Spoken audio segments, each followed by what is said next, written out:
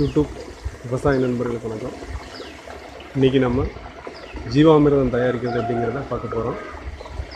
இந்த ஜீவாமிர்தம் தயாரிக்கிறதுக்கு என்னென்ன வேணும்னு பார்த்திங்கன்னா, மாட்டு சாணம் ஒரு 10 கிலோலேருந்து 20 கிலோ, மாட்டு யூரின் 10 லிட்டர்லேருந்து 20 லிட்டர், தட்டைப்பயிர் மாவு ஊற வச்சு ஆட்டுனது 1 கிலோ, நாட்டு சர்க்கரை, ரசாயன கலக்காத நாட்டு சர்க்கரை வந்து 1 கிலோ, இதெல்லாம் எடுத்துகிட்டு ஒரு 200 லிட்டர் பேரலில் கலந்து நம்ம இப்போ ஜீவாமிர்தம் தயாரி பண்ண போகிறோம்.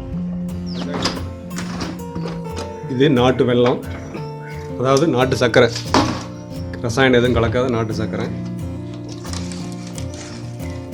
உள்ள கருப்பாக தெரியுது, ரைட் ஹேண்ட் பண்ணு, ரைட் ஹேண்ட் பண்ணு. பார்த்தீங்கன்னா தெரியும், இதுதான் நாட்டு சர்க்கரை. எந்த ஒரு ரசாயனம் கலக்காதது இப்படி தான் இருக்கும், கருப்பாக இருக்கும். வெறும் சுண்ணாம்பும் சோடாப்பு மட்டும், அதாவது சுண்ணாம்பு சோடாப்பு வைப்பாங்க, இல்லைன்னா சோடாப்பும் மாவுக்கு போகிற சோடாப்பும் தேங்காய் மட்டும் வச்சுருப்பாங்க, இப்படி தான் இருக்கும். இது வந்து ஒரு 1/2 கிலோ அந்த ரேஞ்சுக்கு எடுத்துக்கலாம்.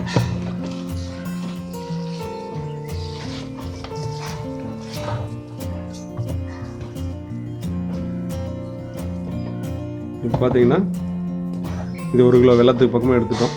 சர்க்கரை எடுத்துட்டோம்னா மறுபடியும் மூடி வச்சுருவோம் காற்று போகாமல்.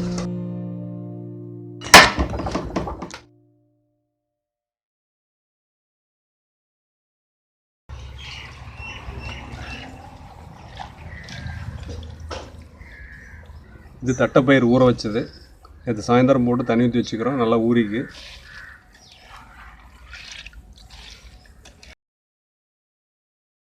நாட்டு தட்டியா?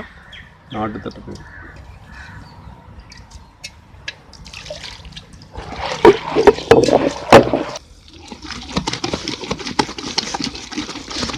₹720. 3400 சொல்லண்ணா.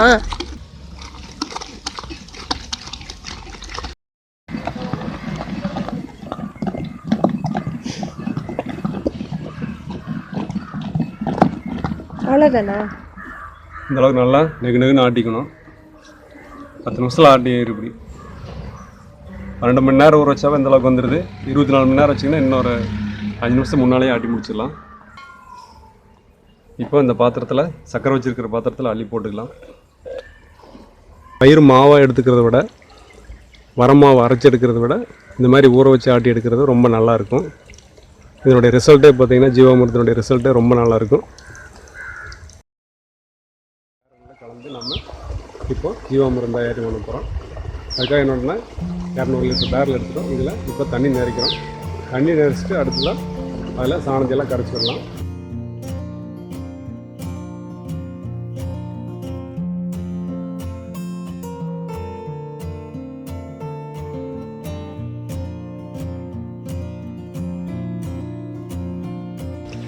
இப்போ நம்ம பேரலில் 3/4 பேரல் நிறச்சிட்டோம்.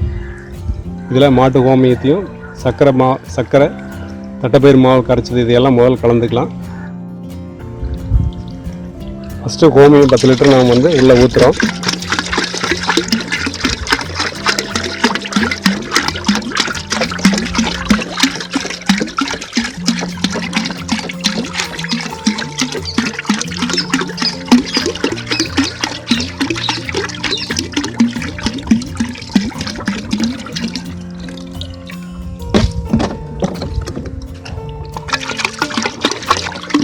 இந்த ஹோமி வந்து ரொம்ப பழசாக இருக்க வரைக்கும் ரொம்ப நல்லது.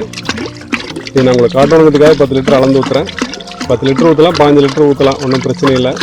நல்லா பழைய ஹோமியமாக இருக்கணும். இப்போ 10 லிட்டர் ஹோமி ஊற்றிட்டோம். 10 லிட்டர் ஹோமி ஊற்றிட்டோம். அடுத்தது நம்ம ஆட்டி எடுத்துகிட்டு வந்த தட்டைப்பயிறு மாவு எடுத்துக்கலாம். இதுதான் வந்து நம்ம ஆட்டி எடுத்துகிட்டு வந்த தட்டைப்பயிறு மாவு.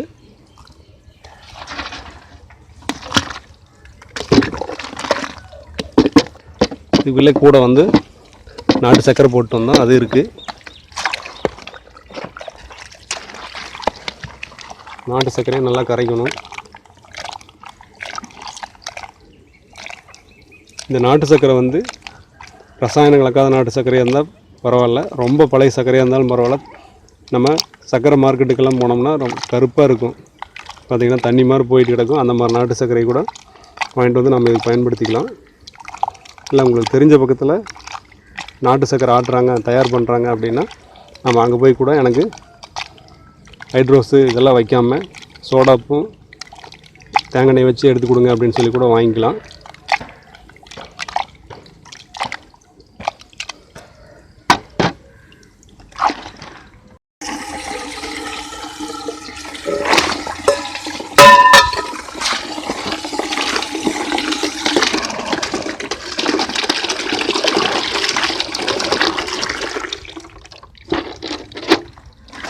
இப்போ தட்டைப்பயிர் மாவு சர்க்கரை ரெண்டையும் வந்து நல்லா கலக்கிறோம்.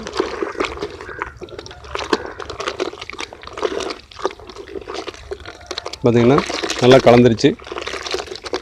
1 கிலோ நாட்டு சர்க்கரை, தட்டைப்பயிர் 1/2 கிலோ ஊற வச்சதாக இருந்தால் 1/2 கிலோ தட்டைப்பயிர் வந்து ஊற வச்சு ஆட்டினது போது. நீங்கள் மாவாக அரைச்சி வரமாவாக அரைச்சி பண்ணுறதா இருந்தால் 1 கிலோ மாவு வேணும்.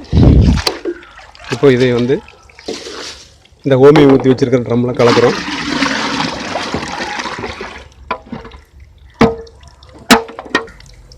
கலந்துட்டு இதை நல்லா கலக்கணும்.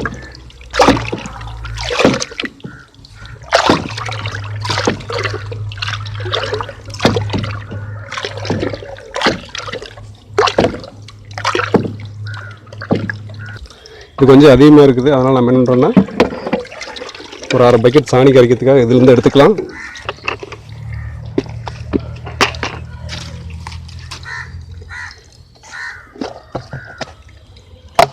இந்த பக்கெட் பார்த்திங்கன்னா 10 கிலோ பெயிண்ட் வாளி, இதில் ஒரு 15 கிலோ அளவு சாணம் இருக்கும்.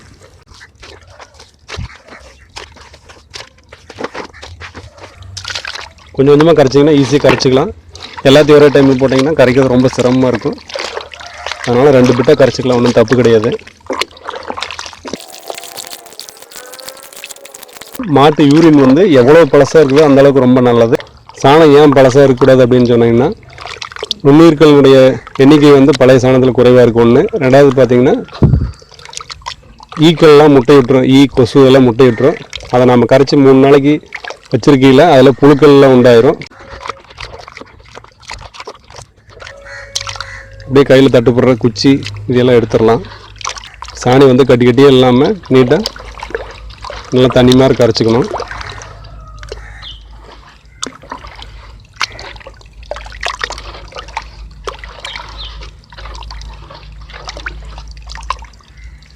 இப்போ இதையே நாம் கலந்து வச்சுக்கிறேன், பேரல் கலந்து வச்சுக்கிறதோட சேர்த்தலாம்.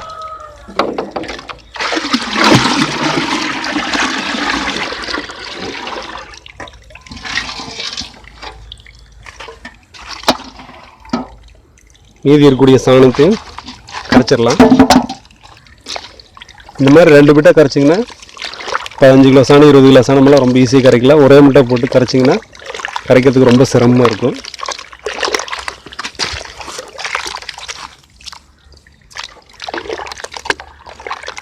கையில் தட்டுப்படுற புல் பூண்டு வைக்கோல் இதெல்லாம் வந்து அப்பப்போ அரிச்சு எடுத்துருங்க. வைக்கோல்லாம் வருது, அதெல்லாம் அரைச்சி எடுத்துட்டோம். ஏன்னா வடிகட்டுக்குள்ளே அதெல்லாம் சிரமமாக இருக்குது ஜீவாமிர்தத்தை வடிகட்டுறப்போ. இப்போது 2வது டைம் கரைச்சாச்சு. இதையும் அந்த பேரலில் சேர்த்துக்கலாம்.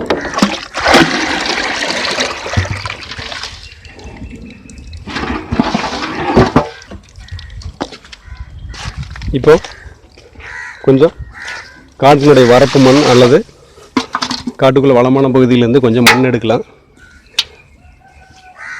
இது எதுக்காகன்னு பார்த்தீங்கன்னா, நம்ம காட்டில் இருக்கக்கூடிய நுண்ணுயிர்களும் வந்து இந்த ஜீவாமிர்தத்தோடு சேர்ந்து ஈஸியாக டெவலப் ஆகும். அப்போ வந்து ஜீவாமிர்தத்தில் இருக்கக்கூடிய நுண்ணுயிர்களும் நம்ம காட்டில் இருக்கக்கூடிய நுண்ணுயிர்களும் வந்து சேர்ந்து ஒரே நேரத்தில் பெருகுச்சு அப்படின்னா ரொம்ப நல்லது. அதுக்காக ஒரு 1/2 கிலோ அளவுக்கு வந்து காட்டு மண்ணையும் எடுத்துக்கலாம். நம்ம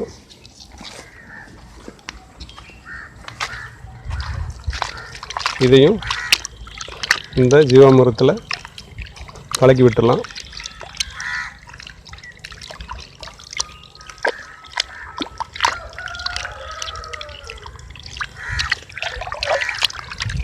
இப்போது 10 லிட்டர் யூரின் எடுத்தால் 10 கிலோ சாணம் எடுத்துக்கலாம். 5 லிட்டர் யூரின் எடுத்தோம்னா 5 கிலோ சாணம் எடுத்துக்கலாம். 20 கிலோ சாணம் எடுத்தோம்னா 20 லிட்டர் யூரின் எடுக்கணும். இதுக்கு எல்லாத்துக்குமே பார்த்தீங்கன்னா 1 கிலோ அளவுக்கு தட்டைப்பயிறு மாவு, பச்சைப்பயிறு மாவு, உளுந்து மாவு இதில் ஏதாவது ஒன்று எடுத்துக்கலாம். இதை நல்லா கலக்கணும்.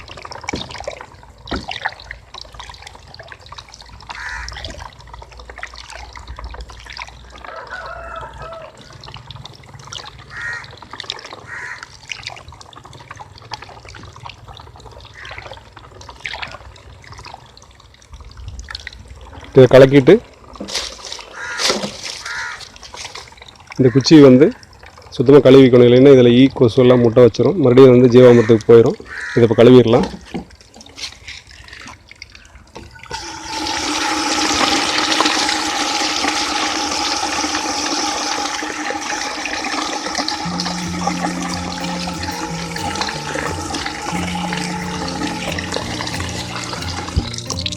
கலக்கிட்டு இதை வந்து நல்லா மூடி வைக்கணும்.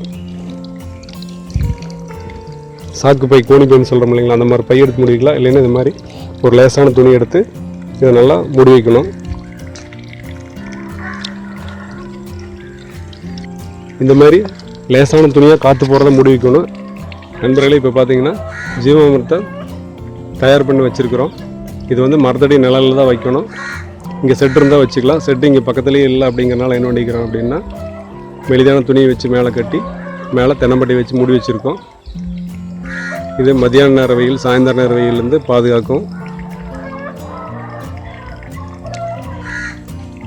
இந்த ஜீவாமிரத்தை வந்து காலையில் ஒரு வாட்டி, சாயந்தரம் ஒரு வாட்டி 2 நிமிஷம் சுற்றிடணும். இனி நாளைக்கு பார்க்கலாம் இது எப்படி தயாராகிருக்கு அப்படின்ட்டு. இது தயார் பண்ணி வச்சதுலேருந்து 3வது நாள்லேருந்து 7வது நாளுக்குள்ளே யூஸ் பண்ண ஆரம்பிக்கலாம். அதிகபட்சம் 7 நாளுக்குள்ளே யூஸ் பண்ணி முடிச்சிடணும். அப்போ தான் இதனுடைய பலன் முழுசு நம்மளுக்கு கிடைக்கும். வணக்கம் நண்பர்களே, நாளைக்கு பார்க்கலாம் இந்த ஜீவாமிரத்தை எப்படி இருக்குதுன்ட்டு.